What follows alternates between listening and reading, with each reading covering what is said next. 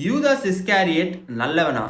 என்னடா சொல்ற அப்படின்னு கேட்குறீங்களா? அதாவது ஜீசஸை துரோகம் பண்ணி கன்னத்தில் முத்தமிட்டு இவர் தான் ஜீசஸ் அப்படின்னு அந்த அதிகாரிகளுக்கு மாட்டி விட்டு 30 காசுக்காக ஜீசஸை துரோகம் பண்ணி ஜீசஸ் ஆகிறதுக்கு காரணமாக இருந்த யூதாஸ், அதாவது தமிழில் யூதாஸ்ன்னு சொல்கிறாங்க, இங்கிலீஷில் ஜூதாஸ் இஸ்காரியட் நல்லவன் அப்படின்ற மாதிரியான நரேட்டிவ் இருக்கிற புக்ஸ்லாம் இருந்திருக்கு அந்த காலத்தில்.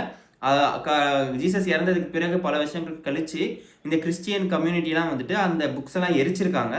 அதே மாதிரி மேரி மெக்லடின், ஜீசஸோட ஒன் ஆஃப் த விமென் ஃபாலோவர்ஸில் அவங்க ஒரு பெரிய ஆள், மேரி மெக்லடின் அப்படின்றவங்க, அவங்கள வந்துட்டு ஃபோக்கஸ் பண்ணி இருக்கிற ஒரு சில புக்ஸையும் எரிச்சிருக்காங்க. ஏன் அப்படின்னா வந்து பெண் தலைமைகள் வந்துட்டு இருக்கக்கூடாது, பெண்கள் வந்து அதாவது மெயின் கேரக்டராக போர்ட்ரே பண்ணுற மாதிரியான புக்ஸ் இருக்கக்கூடாது அப்படின்றதுக்காக எரிச்சிருக்காங்க.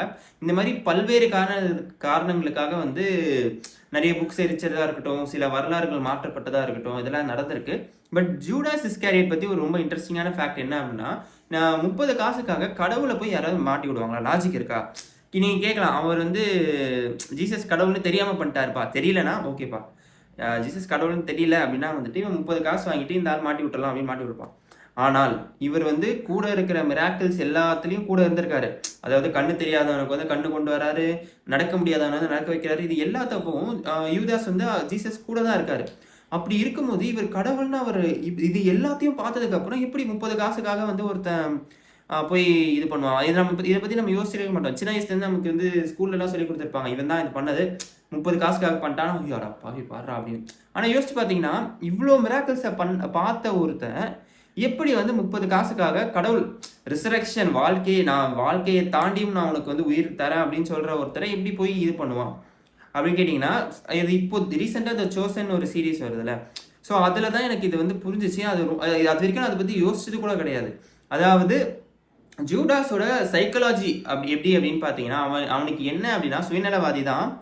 ஆனால் அவன் சொல்லுவான், நான் வந்து ஜீசஸ் தான் கடவுள்ன்றதை நம்புகிறேன் அப்படின்வான்.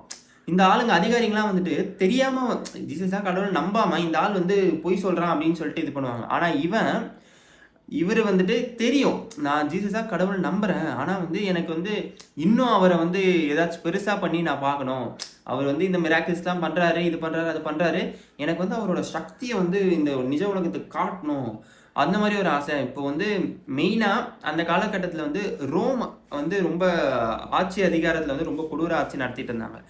ரோம் கவர்மெண்ட்டை வந்து ஓவர் த்ரோ பண்ணணும் அப்படின்றத எண்ணம் வந்து மக்களுக்குள்ளே இருந்துச்சு. ஜீசஸ் வந்து அதை பண்ணுவார், ஜீசஸ் வந்து கடவுள் வந்து நம்மளை வந்து ரோம் கவர்மெண்ட் கிட்டேருந்து காப்பாற்ற தான் வந்திருக்காரு அப்படின்னு சொல்லி பல பேர் ஜூஸ் வந்து நம்பினாங்க. ஆனால் அந்த மாதிரி